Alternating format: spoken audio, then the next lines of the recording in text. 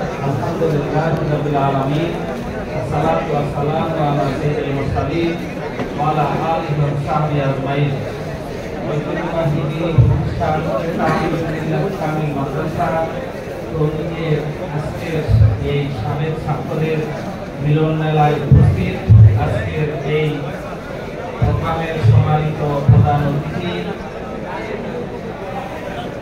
আরবি বিশ্ববিদ্যালয়ের সম্মানিত ভিসি আমাদের সবার শ্রদ্ধাভাজন ডক্টর শামসুল আলম, উপস্থিত আছেন তামিল মিল্লাত ট্রাস্টের সম্মানিত চেয়ারম্যান ডক্টর প্রবান আলী স্যার, উপস্থিত আমার সহকর্মীবৃন্দ, একান্ত প্রিয় ছাত্ররা, আসসালামু আলাইকুম ওয়া রাহমাতুল্লাহ। মহান রব্বুল আলামিনের দরবারে লাখো কোটি শুকরিয়া আদায় করি যে মহান রব্বুল আলামিন আমাদেরকে এই সুন্দর একটি অনুষ্ঠানে উপস্থিত হয়ে কিছু কথা বলা এবং শোনার তৌফিক করে দিয়েছেন। এজন্য মহান মুনিবের দরবারে লাখো কোটি শুকরিয়া আদায় করি, আলহামদুলিল্লাহ। বাস্তবতার জায়গা হলো যে এই প্রোগ্রামটির জন্য দীর্ঘদিন ধরে অপেক্ষায় ছিলাম যে অনেক ছাত্র অনেক দিন যাদের সাক্ষাৎ হয়নি তাদের সাথে সাক্ষাৎ হবে। এই অনুভূতি শিক্ষক না হলে অন্য কেউ বুঝতে পারবে না, এটা হলো বাস্তবতা। অনেকেই অনেক কথা বলেছে, অনেক স্মৃতির কথা বলেছে। আসলে স্মৃতির কথা বলার সময় আজকে নেই। আমি তামিল মিল্লাতের প্রতিষ্ঠা লগ্ন থেকে যে লক্ষ্য উদ্দেশ্য, সেই লক্ষ্য উদ্দেশ্য আমরা কতটুকু বাস্তবায়ন করতে পেরেছি সেটা আমাদের মূল্যায়ন করার সময় এসেছে। আমাদের সম্মানিত চেয়ারম্যান স্যার আছেন, আরবি বিশ্ববিদ্যালয়ের ভিসি স্যার আছেন, আরো যারা আছেন। আমি কথা বলার সুযোগ হলেই প্রতিটি প্রোগ্রামে আমি বলে থাকি যে আসলে তামিল মিল্লাত সৃষ্টির লক্ষ্য এবং উদ্দেশ্য ছিল এমন কিছু দায়ী তৈরি করা যারা বাংলাদেশ সহ সারা বিশ্বে দিনের দাওয়াত পৌঁছে দিবেন। কিন্তু সেই দিনের দায়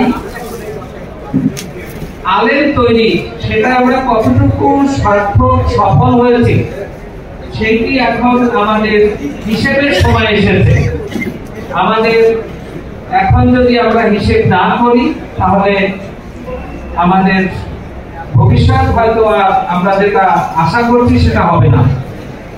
সেই প্রত্যাশা আমি রাখলাম যারা মাদ্রাসার সাথে পরিচালনার সাথে জড়িত তাদের আমি সবিনয় অনুরোধ করব যে এই মাদ্রাসার এমন একটি পরিকল্পনা থাকা দরকার যেখান থেকে একদল দায়ী তৈরি হবে যারা সারা বিশ্বে